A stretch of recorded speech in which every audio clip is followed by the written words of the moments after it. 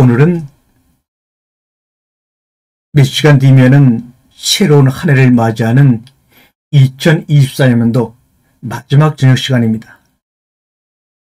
1년 동안도 우리를 함께 인도해 주시고 은혜 주신 가운데서 새해를 맞이하는 몇 시간을 남겨두고 성경을 묵상하며 여러분들과 함께 귀한 시간을 갖자니 정말로 마음의 감회가 큽니다. 그러면서 성경이라는 것이 얼마나 오미하고 신비한지 묵상하면 묵상할수록 나누면 나눌수록 그 깊이와 넓이가 깊어지고 넓어지는 것은 하나님의 은혜라 생각이 듭니다. 오늘 이 시간의 말씀의 제목을 한번 잡아본다면 성경은 모세오경은 모세가 쓰셨고 구약만 하더라도 많은 그런 저자들이 있습니다. 신약도 사복음서의 저자들이 있고 바울서신의 저자들이 바울서신은 바울이 쓴 것이고 다양한 내용의 저자들이 있습니다. 그런데 그러한 성경을 기록한 물론 그 마음들에는 성령님의 감동이 있었겠지요. 성경의 말씀, 성경의 이야기는 믿음의 사람들이 성경을 읽는 성경의 독자들이 완성한다는 것을 실감합니다. 분명 성경의 이야기는 저자들이 만들어내고 기록합니다. 하지만 그 성경의 말씀 이야기를 완성하는 것은 바로 그 이야기를 읽어내는 바로 믿음의 사람들이요, 바로 독자들입니다. 성경을 읽으면 읽을수록 성경의 완성은 그 문자로 기록된 66권 그 인쇄된 책 자체가 아니라 신기하게도 성경의 말씀과 이야기에 활용 정점을 찍는 것은 바로 그 말씀을 읽는 독자들이다. 믿음의 사람들이라고 생각합니다. 성경은 종교를 초월하고 시대를 초월하고 대륙을 초월해서 많은 사람이 있습니다. 그래서 믿음의 사람이라고 한정지 않고 성경을 읽는 독자다 이렇게 표현하고 싶습니다. 바로 그 독자가 그 이야기를 해석하여 적용할 때 이야기는 제 역할을 하게 되는 것이죠. 그러므로 성경을 우리에게 남기신 하나님의 뜻이 완성된다 생각이 됩니다. 성경의 기록은 시작이죠. 우리는 오늘도 담대한 믿음을 달라고 하나님께 기도하며 1년을 맞이합니다. 그러면서 새해를 맞이합니다. 그런데 실제로 믿음이라고 하는 것은 외부에서 주어지는 것이 아니라는 생각이 들지요. 내가 두렵고 떨리지만 맞서 싸우기로 마음먹을 때 내 안에서 은혜로 생겨나는 것입니다. 다윗은 믿음이 투출나서 골리앗을 이긴 게 아닙니다. 그 어린 소녀가 두렵고 떨렸지만 주님의 도우심의 은혜를 믿고 골리앗을 상대하러 나간 것입니다. 바로 나가는 그 순간 그때 담대한 믿음이 주어진 것이지 먼저 믿음이 주어져서 상대하러 나간 것 아닙니다. 우리가 성경을 읽으면서 아름다운 문장을 읽고 또 그 문자 속에 감춰진 행간 속에 그 이야기들을 읽어내게 되면 우리는 어쩔 수 없이 아름다운 사람, 깨어있는 사람이 됩니다. 그래서 바깥을 바라보는 사람은 꿈을 꾸지만 늘 익숙한 곳을 따라서 살려고 하는 사람은 꿈을 꾸지만 안을 들여다보는 사람, 익숙한 말씀을 낯설게 새롭게 보려고 하는 사람은 바로 그런 사람이 깨어있는 사람이다. 하나님 아버지의 집을 향하여 한 걸음 한 걸음 나아가는 여정에 있는 사람이라고 말씀할 수가 있습니다. 하나님께서는 성경의 한 구절 한 구절의 말씀을 통해 우리에게 자극을 주시는 분이라면 그 말씀을 읽는 우리들의 역할은 바로 자극을 주는 그 말씀에 대한 반응입니다.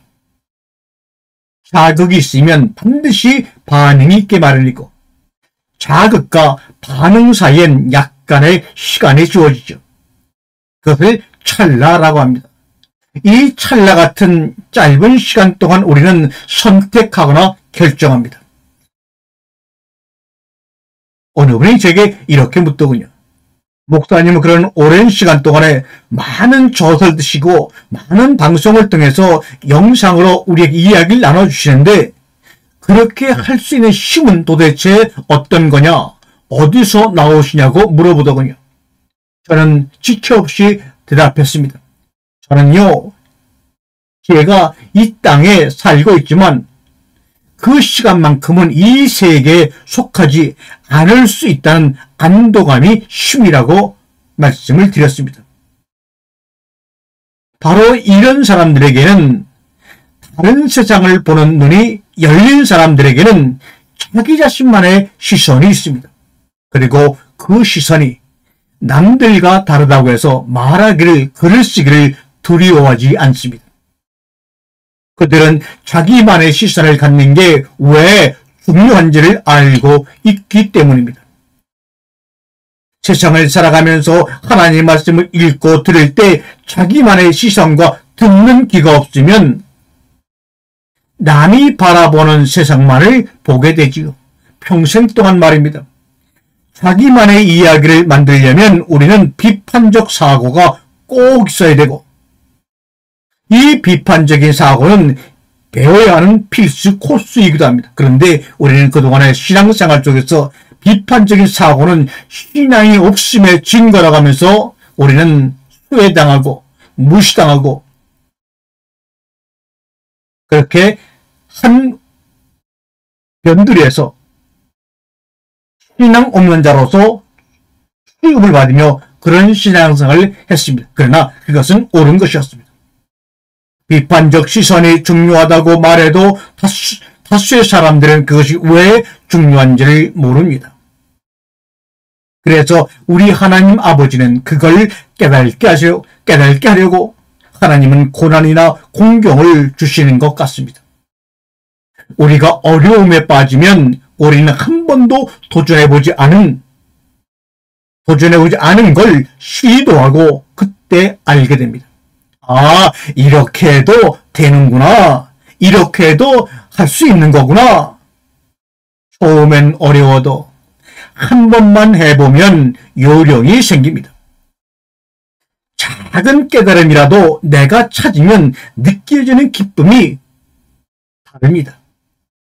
이걸 경험해 보도록 허구라고 하는 가상현실이 바로 우리가 미토스, 바로 입과 입을 통해서 내려오는 신화 이야기라는 것입니다. 그것이 바로 창세기 1장부터 11장까지의 내용을 미토스라고 합니다. 우리가 비판적인 사고를 하려면 무엇보다 먼저 나만의 느낌이 있어야 합니다. 비록 처음에는 서툴고 부족해도 이런 나만의 느낌을 느끼는 게 참으로 중요합니다.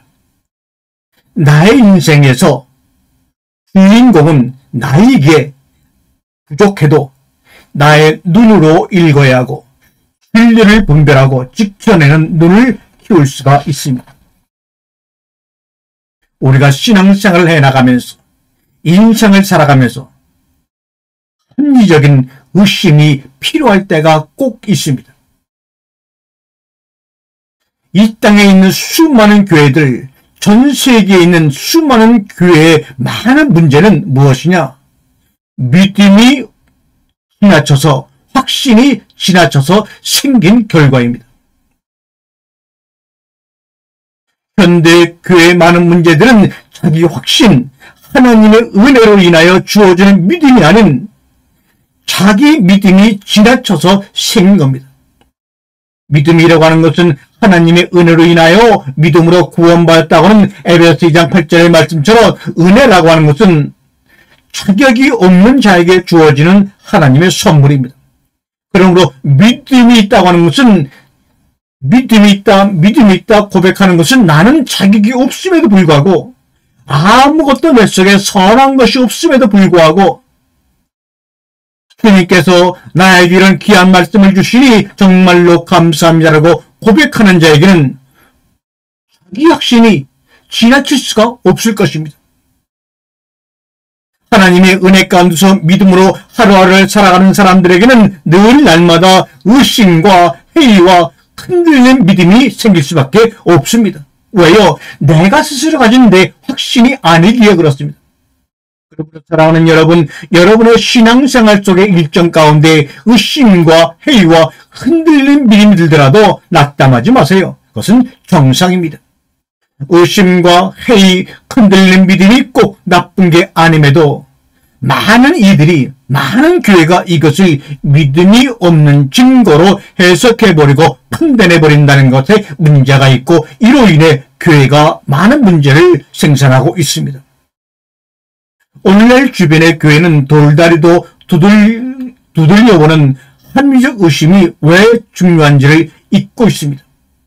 의심하고 반문하고 상상하지 못하면 어떻게 될까요? 의심하지 않고 반문하지 않고 흔들림 없이 확신을 가지고 신앙생활을 하게 되면 결국은 교조주의, 교리라고 하는 그런 교리주의에 귀착될 수밖에 없습니다. 여러분의 의심과 번민은 신앙의 본질입니다. 신앙이라고 하는 것은 원래부터 의심하고 반문하고 질문하는 것입니다. 의심하고 반문하고 질문하기 전에 찰나의 그 잠깐의 중간의 시간에 생기는 침묵은 왜 의심이 필요하고 반문이 필요하고 질문이 필요한지를 보여주는 것이 바로 침묵입니다. 여러분, 우리가 학문이라고 하죠. 학문. 이 학문은 학자, 배울 학자, 문자, 물을 문자입니다. 그러면 우리가 성경을 공부하고 신약을 공부하고 교리를 안다고 하는 것은 뭡니까? 질문하는 것을 배우는 것이 바로 학문입니다. 그러면 이 학문을 배운다 할 때 배움이라는 것은 뭡니까? 한번 여러분이 함께 따라할 수 있으면 따라해 보셔요. 배움이란 평생 알고 있었던 것을 어느 날 갑자기 완전히 새로운 방식으로 이해하는 것입니다. 이것이 바로 성령의 감동이지요. 정말로 신앙생활하면서 배움의 과정 속에 들어간 사람들에게는 하나님이 성경을 통해 우리에게 상상하는 힘과 공감하는 능력을 선물로 주십니다.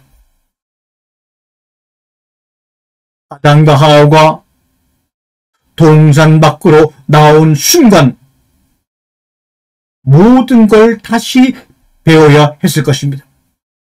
물론 성경에 기록이 없기 때문에 그들이 느꼈을 감정을 우리가 알 수 없지만 상상해 볼 수는 있습니다.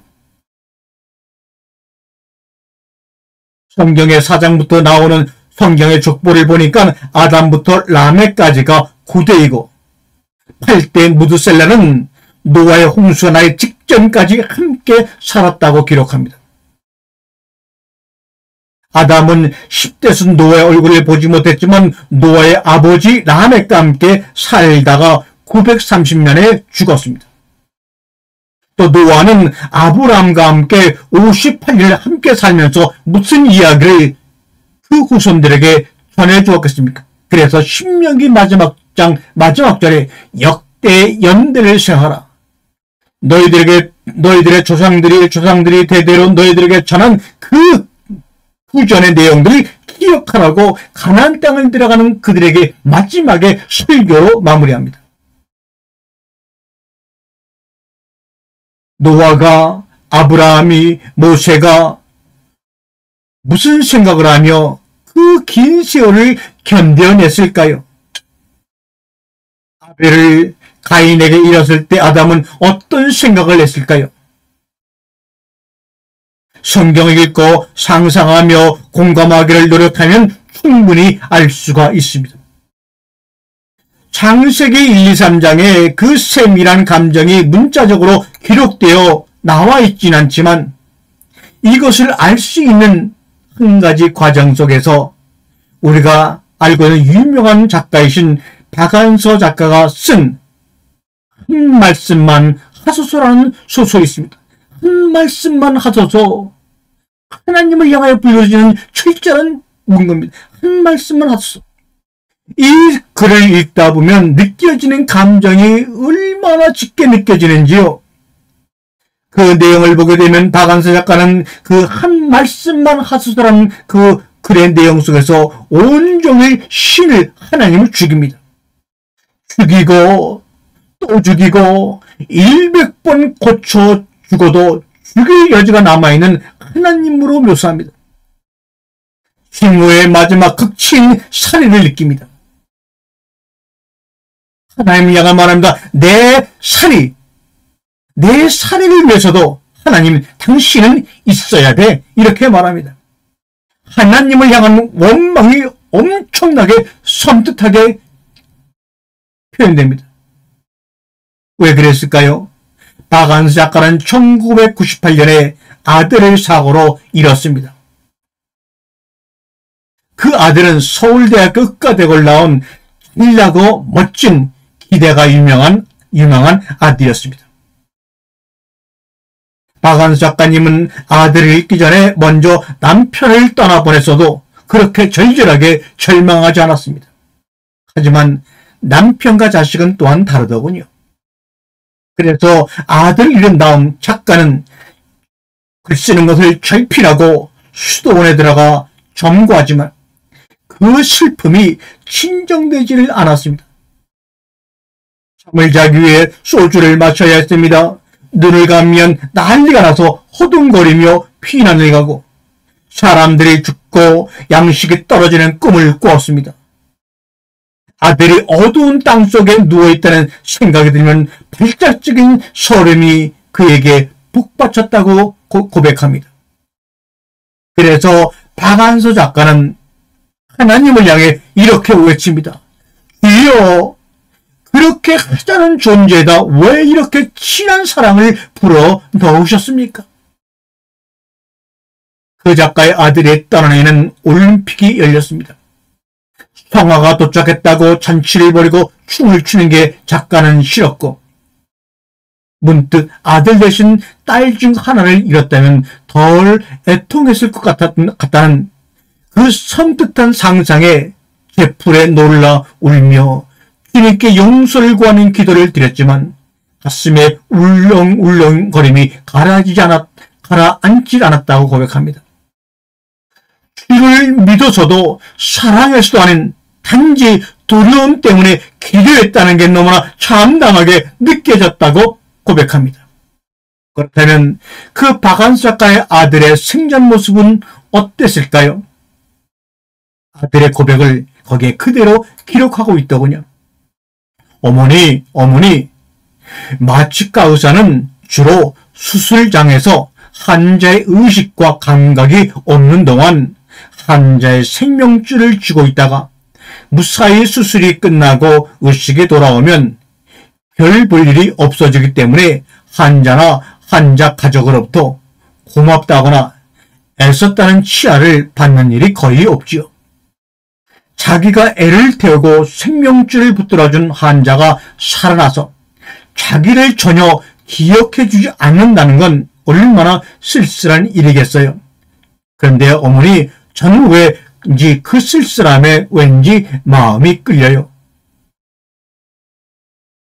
25살이 된 아들이 인턴을 마친 뒤 전문의는 무슨 과를 택할까 엄마와 일어나면서 한 말이라고 합니다. 그리고 그 말을 들은 엄마는 얘야, 그러지 말고 좀 더 그렇다게 남들이 좋아하는 그런 과를 선택하라고 권했지만 아들은 그 쓸쓸함이 끌린다며 마취과를 하고 싶다고 했습니다. 박완서 작가는 그 작가의 그 아들이라는 생각이 드는 대목이죠. 이 이야기를 읽으면서 제3자인 제 눈에도 기특하게 보이는데 엄마인 작가에게는 그 아들이 얼마나 대견했을까 싶습니다. 이제 아들은 품 안의 자식이 아닙니다. 아들을 새롭게 재발견한 순간입니다. 고통의 시간이 1년쯤 흐르자 작가는 기력을 조금씩 회복합니다. 그러면서 고백하기를 원망할 하나님이 있었다는 게 얼마나 감사한지요.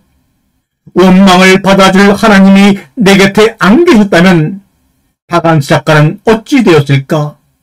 어쩌면 세상에 존재하지 않았을 수도 있었다고 고백합니다.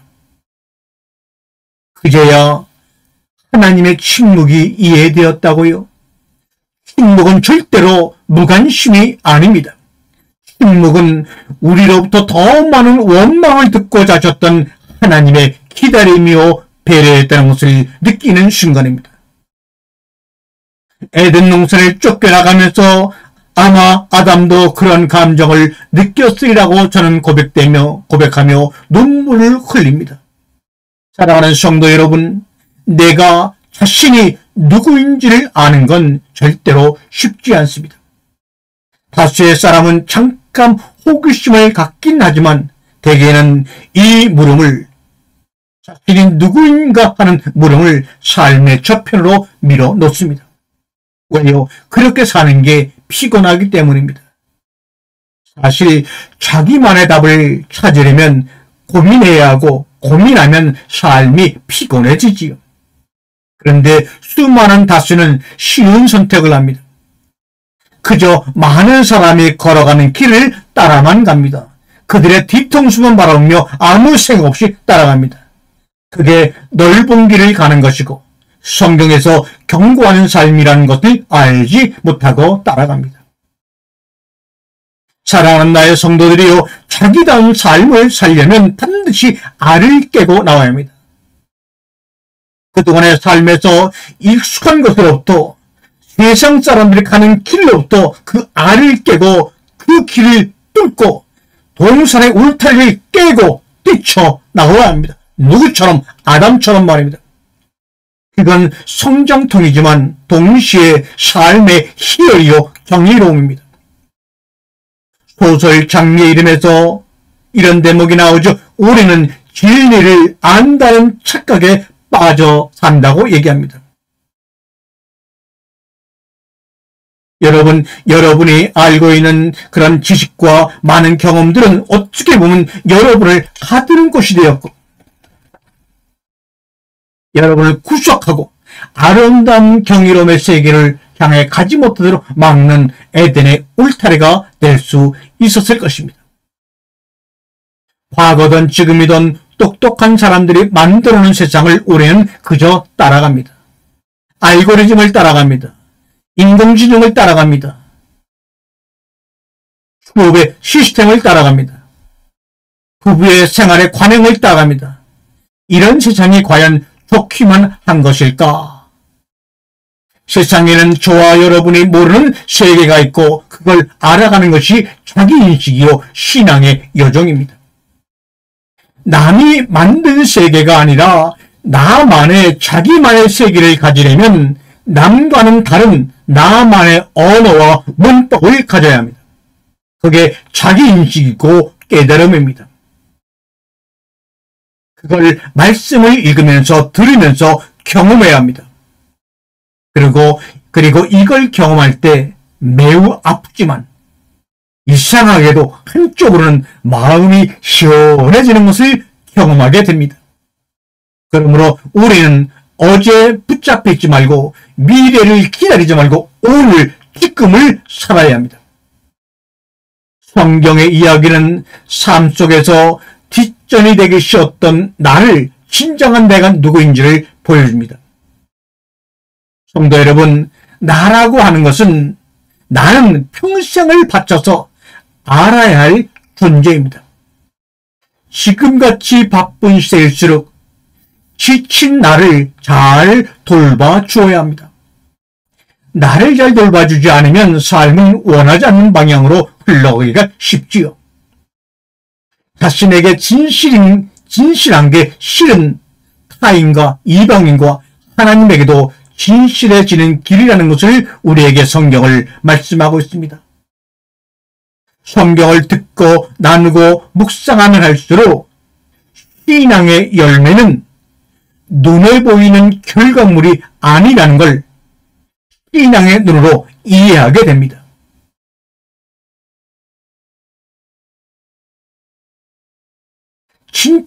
진짜 삶에서 훌륭한 성공은 반드시 열매를 맺어야 하지만 그 열매는 사실 눈에 잘 보이지 않습니다. 왜요? 열매가 작아서가 아니라 그건 다른 사람의 인생 속에서 맺히기 때문입니다. 그게 바로 예수 그리스도의 삶이었습니다. 예수님은 겉으로 볼 때는 완전히 실패한 자였지만 우리가 그 예수를 바라볼 때는 진정 성공한 분입니다. 그런데 예수가 죽고 십자가의 부활로 생긴 그 생명의 열매, 생명과의 과실은 어디에 열렸는가?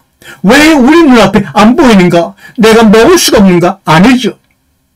예수가 십자가에 돌아가시고 부활하심으로 말미암아 생긴 그 생명의 열매와 과실은 다른 사람들의 인생 속의 삶 속에 맺히기 때문입니다. 예수의 십자가의 죽음과 부활을 통해 우리의 인생 속에 그 열매가 맺혀지는데 내가 나를 발견하지 못하고 나를 만나지 못하고 내 내면을 들여다보지 못하니까 그 속에 열려있는 생명의 열매를 보고 먹지 못하고 점점 하나님으로부터 멀어져가는 마다들의 삶을 살아갈 수밖에 없는 겁니다. 누가복음 15장 탕자의 비유에서 큰아들이 보여주듯이 가진 게 많고 능력이 있는 게 좋지만 그게 우리의 인생을 낭비하게 만들 수도 있고 하나님으로 점점 멀어지게 하는 하나의 수단이 된다는 걸 우리 한번 명심하시기 바랍니다. 성취를 성공의 열매로 알고 앞만 보고 달려가다 보면 이기적인 나를 위한 인생을 살게 됩니다. 김난주 시인은 어떤 관료라는 시에서 이런 이야기를 하죠. 봉급을 주는 사람이 그 사람의 주인이라고 말합니다. 여러분에게 봉급을 주는 사람이 여러분의 주인이라고 김난주 시인은 이야기합니다. 여러분, 물론 근면하고 성실한 건 좋지만 아무 생각 없이 헌신하면 어떤 일이 발생할까요? 그게 바로 나치의 충성한 장교 알히만의 이야기입니다. 이것이 우리의 이야기가 될 수도 있습니다. 말씀을 정리하면서 2024년도 마지막 말씀을 여러분에게 나누기를 정리하면서 여러분에게 질문을 드립니다. 여러분의 마음속 깊은 곳에서 여러분은 자신을 누구라고 느낍니까? 당신은 마음속 깊은 곳에서 당신은 자신을 누구라고 느낍니까? 대답해 보셔요. 어떤 분의 고민을 들어보지요. 그는 마음이 텅 빈 것 같아 그걸 어떻게든 채우려 애를 썼다고 합니다. 괜찮은 게 주변에 있다 싶으면 뭐든 배웠고 이번 생에서 못 배우면 다음 생에서 배우겠다고까지 결심했다고 합니다. 그런데도 불구하고 그 마음속의 빈 부분이 채워지지 않아 슬픔을 견딜 수 없었다고 합니다. 그러다가 뒤늦게 자신이 도넛 같은 존재라는 걸 깨달았습니다. 그는 빵집 아들 도넛 인생입니다. 도넛의 한가운데가 채워지면 도넛이 아니듯 나에게도 나만의 인생이 있다는 것을 깨달았다고 합니다. 여러분이 사랑하는 국민 여배우 김혜자 씨의 백상예술대상 수상소감이 이것을 말해줍니다. 그는 이렇게 수상소감을 말합니다. 여러분 고맙습니다. 내 삶은 여러분이 보는 것처럼 화려하지만 절대로 그것만은 아닙니다. 내 삶은 때로 불행했고 때론 행복했습니다. 삶이 한낱 꿈에 불과하지만 그래도 살아서 좋았습니다. 후회만 가득한 과거와 불안한 미래 때문에 지금을 망치지 마셔요. 오늘을 살아가세요. 눈이 부시게 당신은 그럴 자격이 있습니다. 이렇게 말합니다. 김혜자 씨의 수상소감처럼 우리는 오늘을 이 시간을 살아야 합니다. 그것도 눈이 부시게. 그렇게 살려면 이해관계가 얽혔을 때 자기에게 불리한 쪽을 선택할 수 있어야만 하고 남들 눈에 사소하게 보여도 자기에겐 한없이 중요하게 느껴지는 가치관이 있다면 그걸 지킬 수 있어야 합니다. 그게 바로 나다운 나를 만들어주는 요소이고, 또 그게 있어야 현실적인 삶을 살되 이룰 수 없는 꿈을 붙들고 살 수 있는 하나님의 형상 모형을 지닌 하나님의 자녀로 이 땅에 우뚝 섰다 하나님이 부르실 때 그 나라 여정으로 가는 겁니다. 여러분은 과연 세상의 시스템과 세상의 관습과 세상의 문법에 순응하는 사람입니까? 순응하지 않는 사람입니까? 저는 여러분이 순응하지 않는 사람이 되기를 바랍니다. 그동안 들었던 모든 성경의 교리와 신학에 순응하지 않으며 날마다 낯설게 새롭게 질문하는 여러분이 되기를 원합니다. 이 땅의 주인공 치고 성경 속에 등장하는 주인공들 치고 흔들리지 않는 인생이 없었습니다. 진짜 신앙을 가진 사람이 흔들리는 건 크게 두 가지 때문입니다. 하나는 자신이 옳다는 건 알지만 그걸 눈에 보이는 열매로 증명하지 못하기 때문이고, 다른 하나는 우리 중 다수가 인생의 열매를 눈에 보이는 근사한 뭔가로 여기기 때문입니다. 여러분 꼭 기억합시다. 여러분 꼭 기억합시다. 내 인생의 열매는 내가 아니라 다른 사람의 인생에서 열린다는 사실입니다. 여러분이 고난 가운데서 혼돈 가운데 애쓰고 눈물 흘리며 그래서 맺은 그 열매는 내 안이 아니라 다른 사람의 인생에서 열린다는 것을 깨닫고, 다른 사람의 인생에서 열린 그 열매를 바라볼 수 있는 눈을 열어달라고 우리 함께 하나님께 2024년도를 보내면서 기도합시다. 아멘.